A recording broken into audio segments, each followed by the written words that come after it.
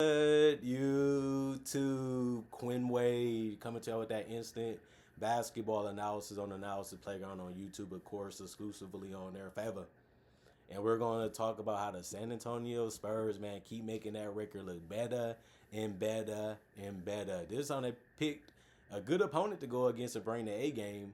29 wins is what they're going for. But now they're 24-9, 12-4 at home. The Spurs are. They played at home in this game.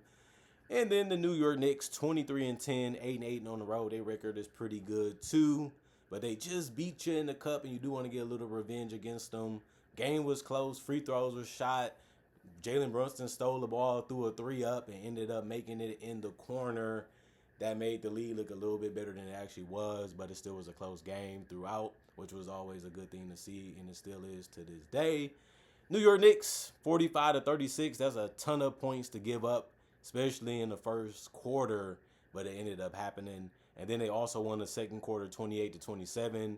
The second half, when things turned around for the Spurs, they won the third quarter 30-29. In the fourth quarter 41-30. They picked the right time to get hot. They picked the right time to put their pedal to the metal, and it ended up working out for them in this one. Let's talk about the Knicks first.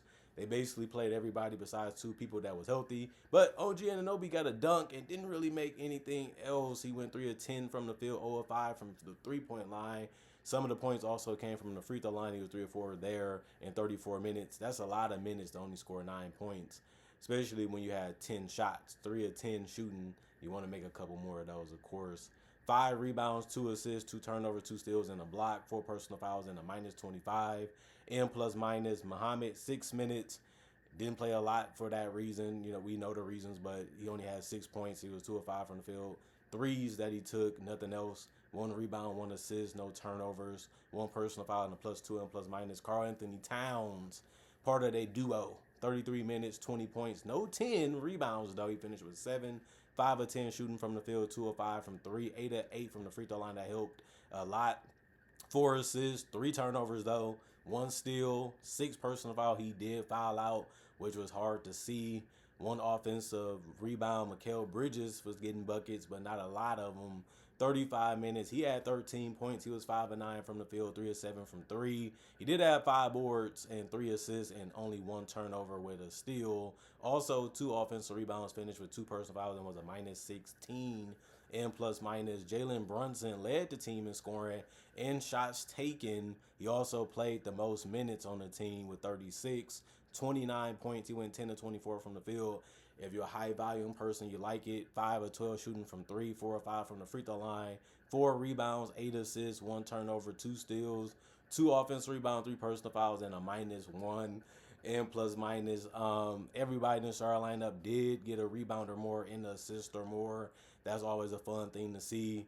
Yabusele played 9 minutes. He ended up going 1-1 from the field, making his only shot. So he finished with 2 points, 2 rebounds, 1 assist, 1 turnover, 1 personal foul, was a plus 15 and plus minus. Ariel, 14 minutes, 6 points, 3 or 4 from the field, 6 rebounds, 1 assist, 1 turnover, 1 steal, 1 block, 3 offensive rebounds, 3 personal fouls, and a plus 13 and plus minus. Good game. Everybody off the bench had a rebound or more, in the assist or more also. That was really tough to do, and some teams are doing this on a regular now. It seems like Jordan Clarkson, he's a bucket, and he gave them buckets when they needed it, even in the fourth. 24 minutes, 20 points, 8 of 17 from the field, 4 of 6 from 3, 2 rebounds, 2 assists, no turnovers, 2 offensive rebounds. He fouled out of this game, but he was a plus 5 and plus minus. He's coming in and give you instant offense and a little bit of playmaking, and he was able to do that before he fouled out. Still don't want him to foul out, obviously, but it happened. Nothing you can do at that point but take him out of the game. Kevin, 8 minutes, 3 points, 101 from the field, 2 rebounds, 2 assists, 1 turnover, 1 personal foul, a minus 1 and plus minus. Miles McBride, 26 minutes. That was the most minutes for the bench, and he scored 21 points. So good combination of Jordan and a little bit of Miles ended up helping the team score a lot of points in this game, because he did it efficiently, 7 of 12 from the field and 4 of 9 from 3.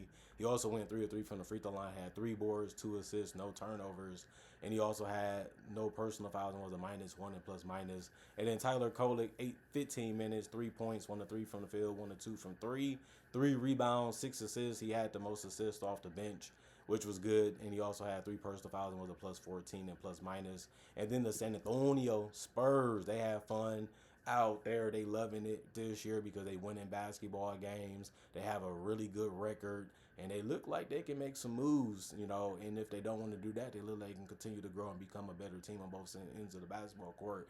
And we never know what can happen when the playoffs come around, even for the good. Harrison Barnes, 26 minutes, 7 points, 2 of 6 from the field, 0 of 1 from 3, 3 of 4 from the free throw line, 6 rebounds, 4 assists, 2 turnovers, 2 offensive rebounds, 2 personal fouls, and a plus 16 and plus minus. Julian Champagnie, 36 minutes, 36 points. That was the most points on the team. And who would have thought it would have came from Julian? But it did. That was the most points in the game, too. He had game high for both teams with those 36 points. And he also shot 11 of 17 from the field, and it was all threes. You would think that they would have got somebody on them if they shot 17 threes, and they still feel like they're going to shoot all of them like that and making them too. But it happened in this game. And it's just crazy that you shoot that many threes and you make a good amount and the defense still couldn't cover you, still didn't pay attention to you. But if you watch the game, it actually happened that way. 3 of 3 from the free throw line, 6 rebounds, 1 turnover, 1 block, 1 personal foul, plus 24 and plus minus. Victor Wembanyama, 24 minutes, still on that minutes restriction, 31 points. He actually was 10 of 12 from the field, 2 of 2 from 3, 9 of 10 from the free throw line, 13 boards. That's a double-double right there, and that's very good in the short amount of time he played. He also had 1 assist, 3 turnovers, and 1 block, 2 offensive rebounds, 3 personal fouls, and a plus 17 and plus minus. He's just so big and so long that he just be throwing his body wherever he can, and if his teammate sees him, it's a dunk. It's a layup. He can go to the basket, make up stuff in the air. Since he's still long enough to be able to get it off, he still can make it, and then he's just grabbing stuff out of the air. He's grabbing rebounds with one hand without even really jumping. It's crazy that the Spurs got him number 1. Any team in the NBA would be happy to have him because he don't even have to try that hard because he just physically insane. And it's just crazy just watching them just effortlessly just do stuff that other players just can't do because they don't have that body. But he puts the work in and he did what he had to do to have the skill too. And he became a great player, one of the best in the league already. De'Aaron Fox, 38 minutes, 26 points, 11 of 21 from the field, 1 of 8 from 3, 3 of 4 from the free throw line, 1 rebound, 7 assists, no turnovers, 3 steals, 1 personal foul, and a plus 7 and plus minus. Speedy, quickness can always hurt you, especially when he stops and pops or pull up and go right by you, or he just dumps it off or kick it out. But you do need to continue to work on that 3. Sometimes it's hit or miss. I know it's the hardest shot in the game, but shooting 1 of 8, they could have lost that game because he didn't shoot the ball that great. And you can also say Stephon Castle, he had a terrible offensive game, 27 minutes, 5 points, 1 of 9 from the field, 0 of 3 from the three-point line. He even went 3 of 6 from the free throw line. The jump shot was just broken in this one. 2 rebounds, 7 assists, 3 turnovers, 3 personal fouls, 0 and plus minus. Kelly Olynyk, 11 minutes, 1 point, 1 field goal that he missed, which was a 3, but he went 1 and 2 from the free throw line. That's how he got the 1 point. He also had 1 rebound, 2 assists, 1 steal, 1 personal foul, and a plus 6 and plus minus.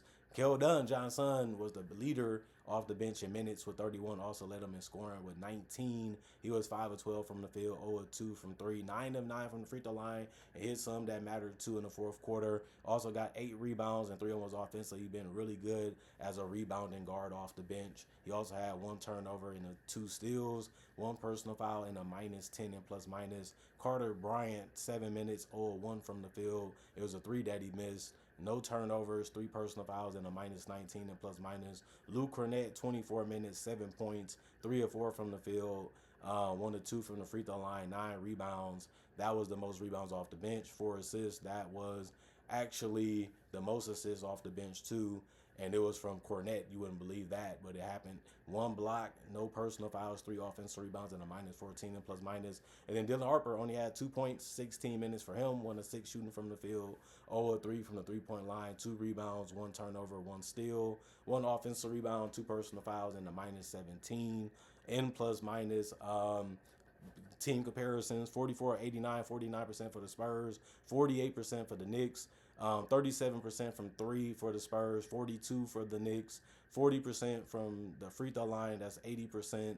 Well, they shot 40 free throws, 80% for the Spurs, 20 free throws, 90% for the Knicks, 48 rebounds, 40 for the Knicks, 25 assists, 32 for the Knicks, 11 turnovers, 10 for the Knicks, 7 steals, both teams had that, 3 blocks for the Spurs, 2 for the Knicks, 11 offensive rebounds, 10 for the Knicks, 37 defensive rebounds for the Spurs, 30 for the Knicks, and then 17 personal fouls. The Knicks committed 30.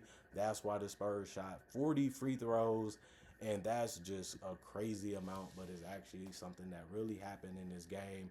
This game came down to the wire. Anything could happen. You would think Brunson would find a way to beat the Spurs again, but he had some chances. He had some opportunity. He competed to the very end, literally, and still came up with the loss against the Spurs. The Spurs are just showing you so much passion, so much effort, so much love, so much competitiveness for the game to be a young team. And we can't really take that for granted because the Thunder was young when they won last year. And now the Spurs are showing you that we're up there with y'all. We can compete with y'all. We match up good against y'all, and we can make things hard and difficult for y'all too. So we have a shot to win. If we knock them out, we can beat anybody.